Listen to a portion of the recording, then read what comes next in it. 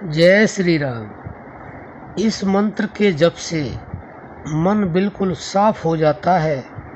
मन के निर्मल होते ही भगवान के दर्शन हो जाते हैं। बंधुओं, ये सभी जानते हैं कि जो भी कुछ है हमारे शरीर के अंदर मन का ही खेल है, क्योंकि मन के द्वारा ही सारे कार्य होते हैं, अच्छा या बुरा। और संतों ने तो यहाँ तक लिख दिया है, मन मनुष्याणाम बंध मोक्ष कारणम। यह मन ही हमारे बंधन का कारण है, यही हमारे मोक्ष का भी कारण है। यही हमें बंधन में डालता है, यही हमें परमानंद की प्राप्ति कराता है। तो बंधुओं, अब आप ये समझ लें, हमारे संत इशारा कर कर के बताते हैं, लेकिन समझने में हमारे कमी रह जाती है। हम पूरी तरह से समझ नहीं पाते हैं, क्योंकि यह भी कहा गया है कि संतों की वाणी अटपटी, झटपट लखे न कोई, जो कोई झटपट लखे तो तुरंत ही दर्शन हो। तो बंधुओं, जो संतों की वाणी को समझ जाते हैं, उनके इशारे को समझ जाते हैं, वह भगवान को पा लेते हैं। लेकिन हम नादान हैं।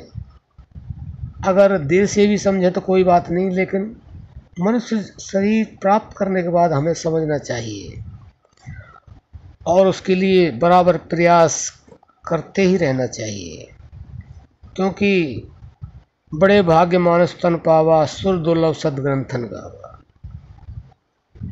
बड़े भाग्य से यह मनुष्य शरीर मिला है, यह अवसर मिला है, इसमें हम प्रयास तो कर ही सकते हैं और करना भी चाहिए, क्योंकि दोबारा पता नहीं मिलेगा या नहीं मिलेगा। और बंधुओं, हमारे संत कितनी गहराई से हमें बताते रहते हैं, सोहंग जाप जपोरे भाई, मिट जाए मन दर्पण की काई। जब तक इस मन का मैल नहीं जाएगा, मन के विकार समाप्त नहीं होंगे, तब तक हमें कुछ भी नहीं प्राप्त होगा। हम ऐसे ही जन्म लेते रहेंगे और मरते रहेंगे, दुख सुख भोगते रहेंगे। हमें उस पार जाना है, और उस पार जाने के लिए हमें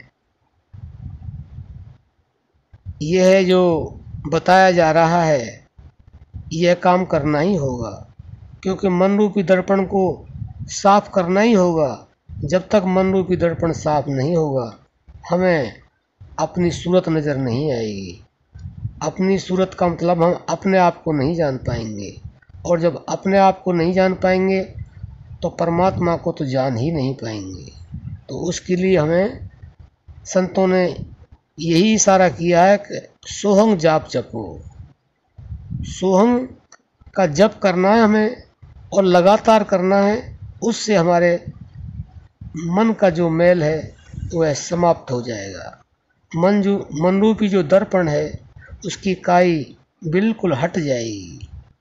और अगली लाइन में क्या कहा है, श्वास श्वास सुमरो गोविंद, मन अंतर की उतरे चंद। यानी कि परमात्मा को, गोविंद को, भगवान को श्वासों के द्वारा याद करो। यह श्वास ही सब कुछ है, श्वास के द्वारा ही।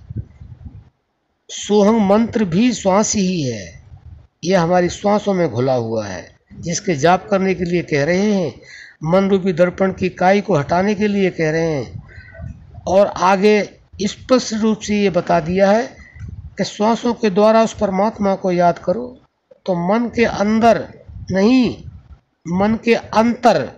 एक मन के अंदर होता है, एक मन के अंतर।